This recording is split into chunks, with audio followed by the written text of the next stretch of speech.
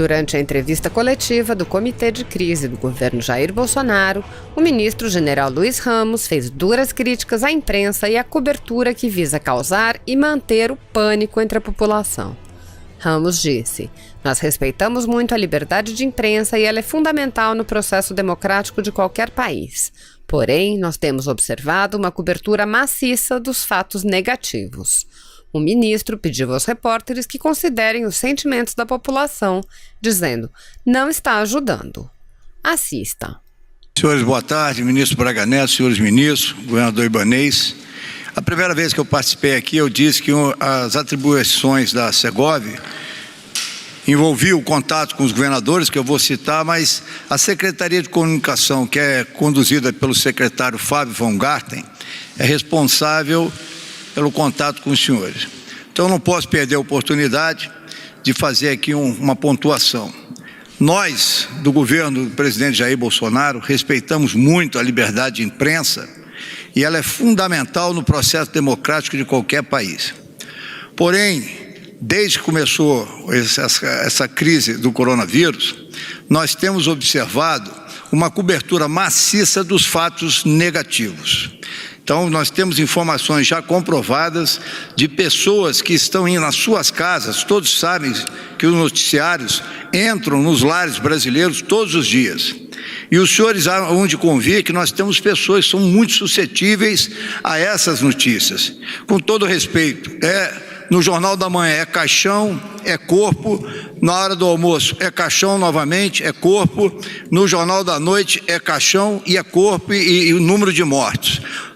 Eu pergunto a todos, como é que os senhores acham que uma senhora de idade, uma pessoa humilde ou uma pessoa que sofre de alguma outra enfermidade, ela se sente com essa maciça divulgação desses fatos negativos? Não está ajudando, ninguém aqui está dizendo que tem que esconder. Os senhores têm que também, a imprensa, eu conclamo, eu peço encarecidamente, tem tanta coisa positiva acontecendo, não foi só o que foi divulgado aqui hoje não. Por exemplo, vamos começar a divulgar o número de mortes que os senhores divulgam, mas o número de curados, o ministro vai falar aqui, 50%, 56% foi curado. Outra coisa maravilhosa, eu presto, tenho certeza que falo em nome de todos nessa bancada. Divulguem mais o trabalho maravilhoso dos profissionais de saúde. Façam matérias de um médico, de pessoas que estão dando suas vidas pelas pessoas que estão doentes. Eu não tenho visto muito isso na imprensa, tá certo? Então eu peço, quero que todos façam, eu sei que tem o editor-chefe e tal, mas eu acho que a mídia brasileira, eu tenho absoluta certeza que os senhores têm um papel fundamental no íntimo, na percepção do povo, no seu moral, das pessoas se sentirem melhor. Porque está aqui o doutor Nelson Tais, a doença também tem a parte psíquica, a parte emotiva. E isso está dificultando as pessoas que estão assistindo. É muita notícia ruim, eu sei que está acontecendo, mas vamos também divulgar notícias boas. A Secretaria de Governo também tem visto, às vezes, serem anunciados que não existem contatos com os governadores. Está aqui o governador Ibanez, a competente secretária Débora Aroche, 24h/7, está falando com os governadores. Saímos agora de uma videoconferência de quase 1 hora com o governador Eduardo Leite. Então, por favor, vamos divulgar. Depois o pessoal acha que o presidente Bolsonaro exagera em alguns comentários. Vamos divulgar coisas que estão ocorrendo. Ontem falei com o governador Wilson Lima, que Manaus está numa situação difícil. Então, o governo federal está fazendo a parte dele, consciente que nós temos que fazer o possível para ajudar os estados, e isso tem sido feito. Temos várias informações, eu não vou me alongar aqui, que eu tenho certeza, se os senhores procurarem a secretária Débora Aroche, os senhores verão. Finalizo, por favor, mostrem também as coisas positivas, e com isso nós vamos ter um povo um pouco mais sereno para melhorar o moral da população e a sua parte emotiva. Muito obrigado. Muito obrigado, ministro. Ministro, a palavra é do senhor. Boa tarde a todos. Boa tarde, ministros. Boa tarde, governador. Eu vou colocar para vocês como o Ministério da Saúde vai conduzir em relação à crise do coronavírus e em relação à saúde em geral. A gente tem 3 braços que a gente vai trabalhar e focar. A gente tem o lado da informação, que a gente vai chamar um outro de infraestrutura, e o terceiro é a criação de uma diretriz que permita que estados e municípios abordem, criem políticas, programas, projetos em relação ao isolamento e ao distanciamento. Tá? Em relação à informação, um dos problemas que a gente tem da situação da Covid atual é porque a gente sabe muito pouco da doença. Quando você sabe muito pouco, o teu poder de decidir de uma forma mais estruturada e sólida é pequeno. E você vai fazendo escolhas, mas aquilo é frágil, porque você não sabe exatamente do que você está tratando. Então, informação em relação à doença é fundamental. Quantos casos, como é que é a transmissão, quantos transmitem, quantos ficam curados, quantos vão para a UTI, quantos ficam no hospital. A informação sobre a doença é crítica, tá certo? Agora tem uma outra coisa que eu queria colocar, que é a informação que não está ligada ao Covid, que a gente vai ter que prestar atenção. Isso é um outro tipo de informação. A gente sabe hoje que doentes com outras doenças do tipo câncer não estão chegando. E não é que a doença tenha sumido, as pessoas não estão procurando os hospitais, os ambulatórios. A gente sabe que doença cardiovascular também é um problema. Tem pessoas morrendo em casa com infarto porque não vão em tempo para o pronto-socorro, para uma emergência. O que vai acontecer em relação a como é que está evoluindo o paciente com hipertensão, com diabetes, doença crônica? É fundamental que a gente, por mais que foque na Covid, que a gente não esqueça as outras pessoas. Uma outra coisa que a gente tem que acompanhar de informação, que é muito importante, o que está acontecendo na saúde suplementar. Se a gente tiver desemprego e a gente tiver uma perda significativa de vidas ligadas à saúde suplementar, isso vai sobrecarregar mais ainda o SUS. Os hospitais, embora a gente discuta a criação de uma infraestrutura que a gente vai colocar para o atendimento da Covid, os hospitais estão perdendo muito movimento de doenças não Covid, alguns 40%. Isso vai fazer com que eles tenham dificuldade ainda maior em sobreviver.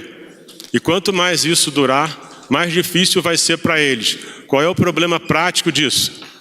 Você vai começar a ter uma demanda reprimida gigante ao longo desse tempo. E se os hospitais estiverem despreparados, quando a gente controlar a Covid, a gente vai ter uma outra crise, que é a não capacidade de atender a demanda reprimida do não Covid. Então é importante saber que o Ministério da Saúde está focado no sistema, por mais que a gente discuta essencialmente hoje a Covid, tá certo? De coisas objetivas que a gente está fazendo, criou-se, quer dizer, estou aqui há 5 dias, então não dá para ter criado já. Está desenhado a criação do banco de dados. A gente vai trabalhar melhor a informação. E aí vai ser Ministério da Saúde, Casa Civil, outros ministérios. Uma coisa importante em relação ao Ministério da Saúde é que a gente vai buscar uma integração cada vez maior com as outras, com outros grupos do governo. Porque você vai ter consolidação da informação, maior detalhamento. Em relação a isso, a gente também está trabalhando com a iniciativa privada. A gente está trabalhando com o pessoal que está naquele programa do Itaú, que doou 1 bilhão, onde a gente também a gente vai ter dados ligados a hospitais, estados. Tudo isso vai ser consolidado num programa dos vários ministérios. Então, a saúde trabalha em bloco com os ministérios. É um programa do governo, tá certo? Isso é a parte de dados, é uma coisa importante. A segunda parte, que é a parte da infraestrutura, né? A infraestrutura ela vai ser desenhada, como é que a gente está cuidando das pessoas hoje. A gente está falando de hospitais, a gente está falando de ventilação mecânica, a gente está falando de UTI, a gente está falando muito de recursos humanos. E é uma coisa que vocês têm que ver, que tem coisas que vão acontecendo ao longo do tempo. Por exemplo, nos Estados Unidos eles começaram a perceber que talvez começasse a faltar remédio, porque quando um doente vai para o respirador, para a ventilação mecânica, ele tem que ter sedado, ele tem que ter relaxante muscular. E eles ficaram com medo de que isso começasse a faltar. Eles nunca tinham pensado que podia faltar remédio para um doente no respirador, e isso poderia estar acontecendo agora. Então é outra atenção. Então a gente está buscando não só aquilo que está nos holofotes, mas detalhes relacionados ao cuidado das pessoas. Em relação a isso, a gente está trazendo, eu estou trazendo o general Pazuello. Isso é uma outra coisa que as pessoas estavam colocando. Ele vai ser o meu secretário executivo. E por que eu estou fazendo isso? Nesses poucos dias que eu estou aqui, a impressão que eu tenho é que a gente tem que ser muito mais eficiente do que a gente é hoje. A gente está falando de logística, de compra, de distribuição, e ele é uma pessoa muito experiente nisso. É uma pessoa que vem trazer uma contribuição no momento em que a gente corre contra o tempo. Não só contra o tempo em relação à Covid, mas em relação a como o país vai ficar, como o sistema de saúde vai ficar. Isso literalmente é uma corrida contra o tempo, tá certo? Agora, o terceiro braço, uma coisa que eu ia colocar, o terceiro braço é a gente desenhar uma diretriz que possa dar suporte a estados e cidades para que desenhem seus programas em relação ao isolamento e ao distanciamento, né? Colocando um pouco em relação à saúde como um todo, a gente hoje tem 43.500 casos do coronavírus no Brasil.